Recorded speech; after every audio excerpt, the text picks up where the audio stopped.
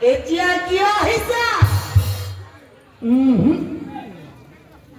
নকবা নকবা আৰু পুনৰ ইচ্ছা নাই, নকবা নকবা আৰু পুনৰ ইচ্ছা নাই, তোমাৰ দৰে স্বাৰ্থপৰ আৰু কোনো নাই, তোমাৰ দৰে স্বাৰ্থপৰ আৰু কোনো নাই।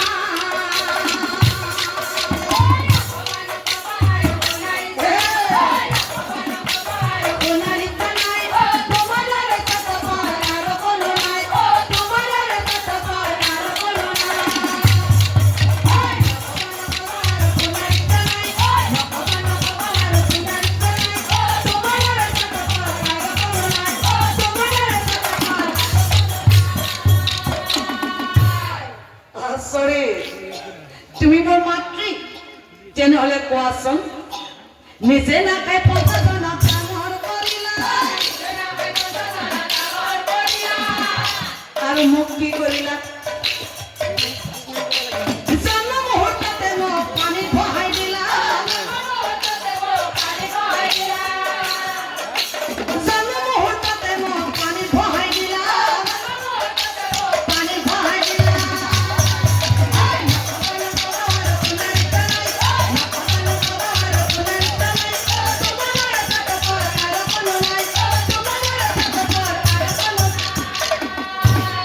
সঁচাই তুমি মোৰ মাতৃ?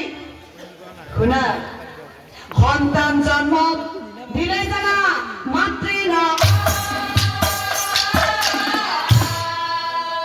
লালন পালন জীয়েক কৰে, লালন পালন জীয়েক কৰে। শুনা কুন্তী দেৱী, সন্তান জন্ম দিলেই মাতৃ হ'ব নোৱাৰে। যিয়ে সন্তানক তুলি তালি ডাঙৰ দীঘল কৰিব, যিয়ে নিজে নাখাই সন্তানক খুৱাব, নিজে নিপিন্ধি সন্তানক পিন্ধাব, দিন ৰাতি একাকাৰ কৰি সন্তানৰ দুখ কষ্ট সহ্য কৰি ডাঙৰ দীঘল কৰিব পাৰিব, সেইজনীহে আচল মাতৃ হ'ব পাৰিব। আৰু এতিয়া ভৰ যৌৱনৰ, মোৰ ভৰ যৌৱনৰ তুমি কবলৈ আহিছা তুমি মোৰ মাতৃ।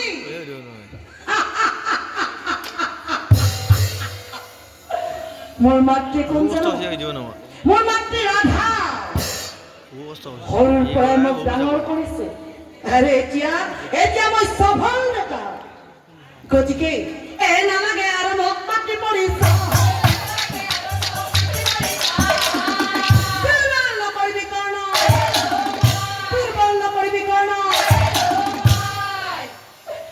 বাসা কৰ্ণ কুন্তী বলে দুৰ্বল কৰাৰ কথা না, সকলো সঁচা কথা,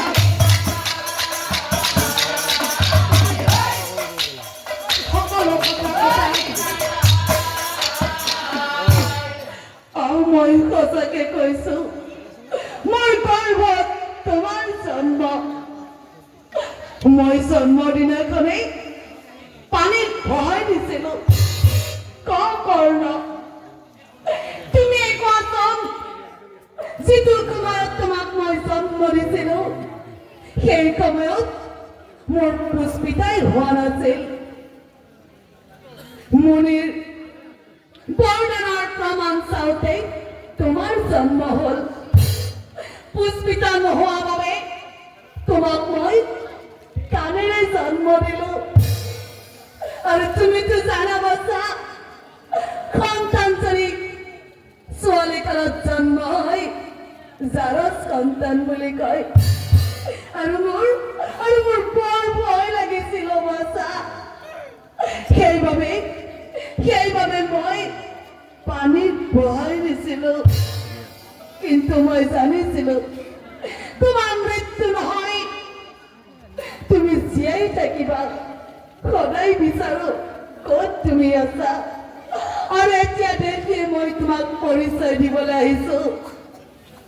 মই মোৰ ভুলৰ বাবে ক্ষমা বিচাৰিছো। এতিয়া মোৰ কোনো ভয় নাই। মই কৈছো, মোৰ গৰ্ভত তোমাৰ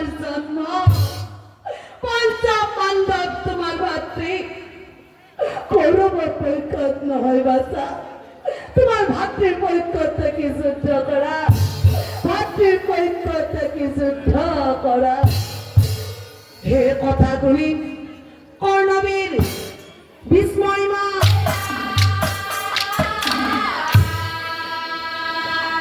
কুন্তি দেবী সাই কুন্তি দেবী সাই তাৰ মানে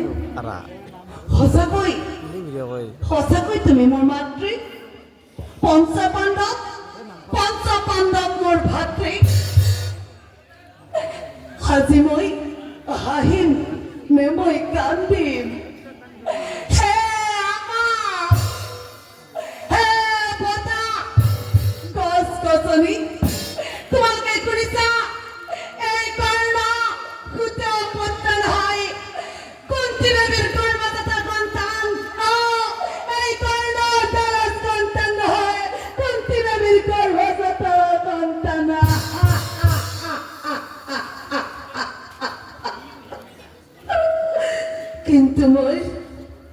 কিন্তু মোৰ আজি দুখ লাগিছে কিয় কুন্তি আই ও গুণা গুণা কুন্তি দেৱী পাণ্ডৱৰ জননী গুণা গুণা কুন্তি দেৱী পাণ্ডৱৰ জননী গুণা মোৰ ঘোৰা